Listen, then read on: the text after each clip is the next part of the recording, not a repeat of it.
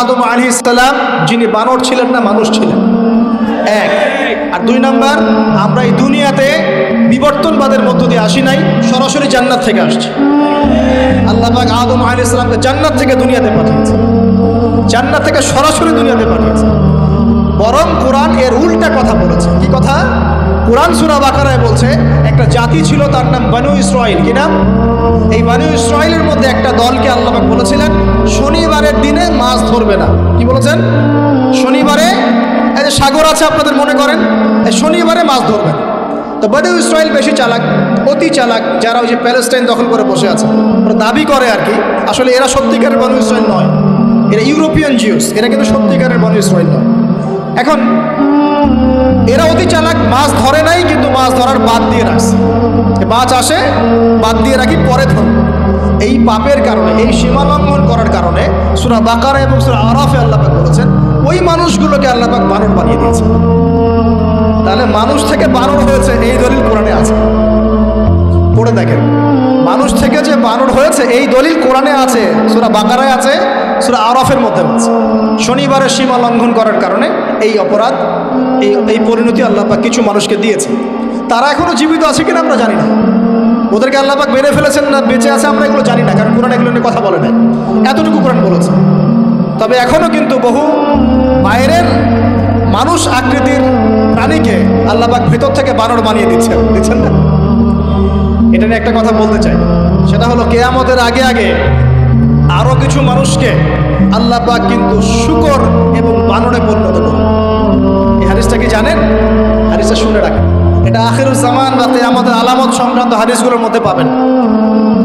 আল্লাহর রাসূল সাল্লাল্লাহু আলাইহি ওয়াসাল্লাম বলেছেন কিয়ামতের আগে আগে আমার উম্মতের মধ্যে, ভালো করে শোনেন, কিয়ামতের আগে আগে আমার উম্মতের মধ্যে একদল মানুষ বের হবে যারা মদ পানকে হালাল মনে করবে। কাকে? মদ পান করাকে হালাল মনে করবে। যারা বাদ্যযন্ত্র, গায়িকা, নায়িকা এগুলো নিয়ে নর্তকী নাচাবে রাতের বেলা, এগুলোকে হালাল মনে করবে। যারা অশ্লীলতা, বেহায়াপনাকে জায়েজ করে নিবে। ঠিক আছে, এরকম কয়েকটা পাপের কথা বলে নবীজি বলছেন একদিন সকালবেলা আল্লাহ পাক তাদেরকে ঘৃণিত বানরে পরিণত করবে। এটা হবে সামনে, কখন কিভাবে হবে আল্লাহ ভালো জানে। এবার আমি কনসেপ্টে চলে আসি। এই যে পৃথিবীতে নেমে আসলাম, তাহলে আমরা কোত্থেকে আসছি ভাই? আমরা কি পৃথিবীর অধিবাসী ছিলাম? আমরা জান্নাতে ছিলাম, ওখান থেকে আল্লাহ পাক পাঠিয়েছে।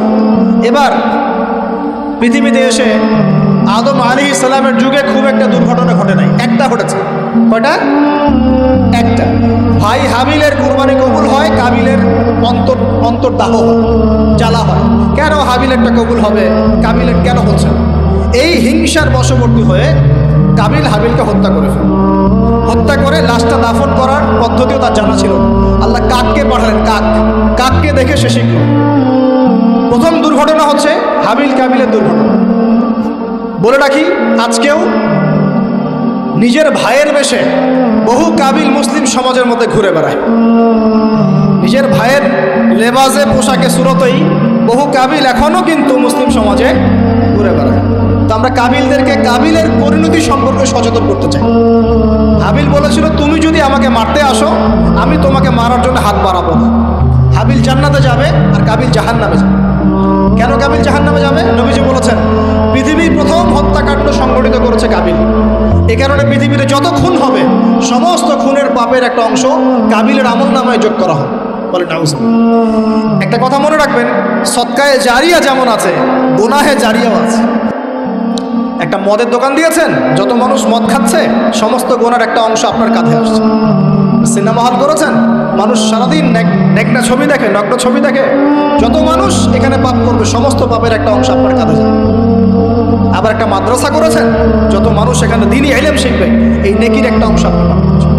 মরে গেলেও কবরে পাবেন। আল্লাহ পাক আমাদের সবাইকে সদকায়ে জারিয়া করার তৌফিক দেন, গুনাহে জারিয়া থেকে বাঁচিয়ে রাখুন। খুব খেয়াল রাখবেন, আল্লাহ পাক আমাদের হেফাজত করুন বলিয়া। এবার ওই যুগ শেষ, নূহ আলাইহিস সালামের যুগ।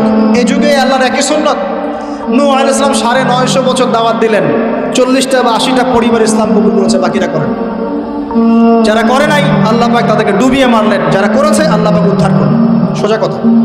আজকে সারা পৃথিবীতে যত মানুষ আমরা বেঁচে আছি না, আমরা কোনো না কোনোভাবে ওই 80 পরিবারের সদস্য। আমরা ভাই, আমরা ওই ফ্যামিলি। 80 ফ্যামিলির অন্তর্ভুক্ত। কীরকম করে? নূহ আলাইহিস সালামের 4 সন্তান ছিল। কয় সন্তান? এক সন্তানের নাম হচ্ছে হাম। কি নাম? হাম। হাম ছিল একটু কালো বর্ণের। হামকে দিয়ে আফ্রিকার কন্টিনেন্টে যত মানুষ দেখছেন ব্ল্যাক স্কিনের, কালো স্কিন, এরা সবাই হামের বংশধর। মজা না বিষয়টা? মানুষের অস্তিত্ব পৃথিবীতে, ইতিহাস, এগুলো খুব ইন্টারেস্টিং টপিক। ইতিহাস পড়তে থাকলে আপনি ডুবে যাবেন। কত কি যে বিশ্বে হয়েছে আর কত কিছু হবে সামনে, সুবহানাল্লাহ। তখন আপনার অস্তিত্ব জানান দিবে যে আমি কত ক্ষুদ্র, মহাবিশ্ব কত বড়, আল্লাহ কত বড়, কত সময় চলে গেছে আর আমি এই সময় কি করছি। এক ভাইয়ের নাম শাম। এই শামকে কেন্দ্র করে এই আরবের যে মানুষগুলো আছে, আরব, অ্যারাবিয়ান, এরা শামের বংশধর। আরেক ভাইয়ের নাম ইয়াফাস। কি নাম? ইয়াফাস। ইয়াফাসের বংশধর হচ্ছে পশ্চিমারা, রোমক যারা, তার। আরেক ভাইয়ের নাম ছিল কেনান। কি নাম? কেনান। এই ইমান নিয়ে আসে নাই, ওই যে প্লাবনে ডুবে মরে গেছে। মরে যাওয়ার পরে আদম আলাইহিস সালাম বলেছিল, আল্লাহ আমার পরিবারের অন্তর্ভুক্তকে মাফ করে দাও। আল্লাহ বলছেন, লাইসা মিন আহলিক, সে তোমার পরিবারের কেউ। নবীর সন্তান হয়েও, নবীর সন্তান হওয়ার পরেও ইমান না আনার কারণে সে জাহান্নামে গেছে। আর আমরা আর কি এমন মানুষ, অমুক আলেমের সন্তান, অমুক বক্তার সন্তান, হ্যাঁ, অমুক পীরের নবাবজাদা, অমুক তমুক, এইসব বড়াই করে লাভ নেই। আমল, আকীদা, ঈমান যদি ঠিক না থাকে, আমাদের বংশ পরিচয় আমাদেরকে বাঁচাতে পারবে, আমাদের দেশ, জাতীয়তাবাদ, বর্ণ বাঁচাতে পারবে। যার যার কবরে তাকে তাকে যেতে হবে। নিজের আমল নিয়ে ফিকির করেন, নিজের কবর নিয়ে ফিকির করেন, অন্যের দিকে চোখ দেওয়া বন্ধ করেন, আগে নিজের কবর ফিকির। আল্লাহ পাক সবাইকে তৌফিক এনায়েত করুন। যারা বুদ্ধিমান তারা নিজেকে নিয়ে ব্যস্ত থাকে, যারা অহংকারী, উদ্ধত, এরা মানুষের পিছনে পড়ে থাকে। আল্লাহ পাক আমাদের সবাইকে নিজের চেহারা আয়নায় দেখার তৌফিক দান।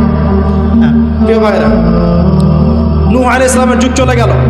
950 বছর দাওয়াত দেওয়ার পরে এই পরিণতি হয়েছে। এরপরে আসছে ইব্রাহিম আলাইহিস সালামের সময়। আল্লাহ পাক তাকে উদ্ধার করেছেন, অগ্নি পরীক্ষা থেকে বাঁচিয়েছেন, নমরুদকে আল্লাহ পাক ধ্বংস করেছেন। আল্লাহ পাক এরপরে এনেছেন আদ জাতি। আদ জাতির হুদ আলাইহিস সালাম এবং তার অনুসারীদেরকে আল্লাহ পাক বাঁচিয়েছেন, বাকিদেরকে ধ্বংস করে দিয়েছেন ঝড় দিয়ে, বায়ু প্রবাহ দিয়ে। সামুদ জাতি এসেছে, সামুদ জাতিকে আল্লাহ পাক ধ্বংস করেছেন বজ্রপাত দিয়ে, বিদ্যুৎ দিয়ে। আর সালেহ আলাইহিস সালাম এবং তার অনুসারীদেরকে বাঁচিয়ে দিয়েছেন। ফেরাউনের যুগ এসেছে, আল্লাহ পাক মূসা আলাইহিস সালাম এবং বনু ইসরাঈলকে বাঁচিয়েছেন, ফেরাউনকে ডুবিয়ে মেরেছেন লোহিত সাগরে। ঈসা আলাইহিস সালামের যুগ আসছে, একই সুন্নাত। ঈসা আলাইহিস সালামকে আল্লাহ পাক শুধু রক্ষাই করেন নাই, নিজের কাছে উঠিয়ে নিয়েছেন।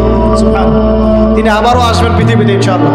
যতদিন না তিনি আসছেন এবং এই পৃথিবীতে 40 বছর রাজত্ব না করছেন, কিয়ামত হবে না ইনশাআল্লাহ। যতদিন পর্যন্ত ঈসা আলাইহিস সালাম আবার ব্যাক না করছেন এবং এই জেরুজালেম থেকে সারা বিশ্বে খিলাফা কায়েম না করছেন, 40 বছর শাসন না চালাচ্ছেন, কিয়ামতও হবে না ইনশাআল্লাহ। এটা সামনে অপেক্ষা করছে। এবং নবী সাল্লাল্লাহু আলাইহি ওয়াসাল্লামের যুগে আবু জাহেল, আবু লাহাব বা সাহেবাদেরকে আল্লাহ পাক ধ্বংস করেছেন। আল্লাহর নবী এবং সাহাবীদেরকে আল্লাহ পাক সম্মানিত করেছেন। আপনি কি পুরো হিস্ট্রির মধ্যে একটা সুন্নত দেখতে পাচ্ছেন, কমন সুন্নত? কি সুন্নত? প্রত্যেক যুগে যুগে যারাই আল্লাহর ওই যে বিধান মেনে চলেছে, সমকালীন নবী রাসূলদের আনুগত্য করেছে, আল্লাহ পাকের আনুগত্য করেছে, আল্লাহ পাক তাদেরকে উদ্ধার করেছেন দুনিয়াতেও পরকালে। প্রত্যেক যুগে যুগে যারাই আল্লাহকে মানে নাই, রাসূলকে মানে নাই, আল্লাহর আসমানি কিতাবকে মানে নাই, বিরুদ্ধাচরণ করেছে, কুফরি করেছে, শিরক করেছে, আল্লাহ পাক সবাইকে ধ্বংস করে দিয়েছেন, কারো কোনো পরোয়া নেই।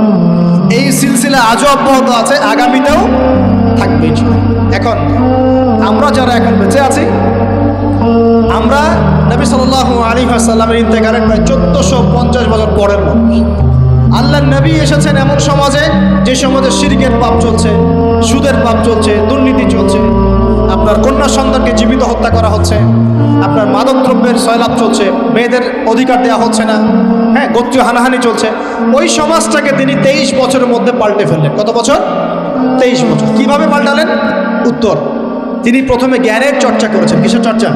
জ্ঞানের। আল্লাহ পাক প্রথম ওহী নাযিল করেছেন, ইকরা বিসমি রাব্বিকাল্লাযী খালাক, পড়ুন আপনার রবের নামে যিনি আপনাকে সৃষ্টি করেছেন। নবী সাল্লাল্লাহু আলাইহি ওয়াসাল্লাম, সাহাবীগণ কোরআনের 6টা হক আদায় করেছেন। কয়টা হক? 6টা। তারা কোরআন পড়া শিখেছেন। আমরা সবাই কোরআন পড়া শিখবো তো ইনশাআল্লাহ। তারা কোরআনের অর্থ শিখেছেন। আমরা কোরআনের অর্থ শিখবো তো ইনশাআল্লাহ। তারা কোরআনের আদেশগুলো মেনেছেন। আমরা কোরআনের সব আদেশ মানবো তো ইনশাআল্লাহ। তারা কোরআনের সমস্ত নিষেধগুলো বর্জন করেছেন। আমরা নিষেধ বর্জন করবো তো ইনশাআল্লাহ। তারা কোরআনের দাওয়াত মানুষের কাছে পৌঁছে দিয়েছেন। আমরা কোরআনের দাওয়াত দিব তো ইনশাআল্লাহ।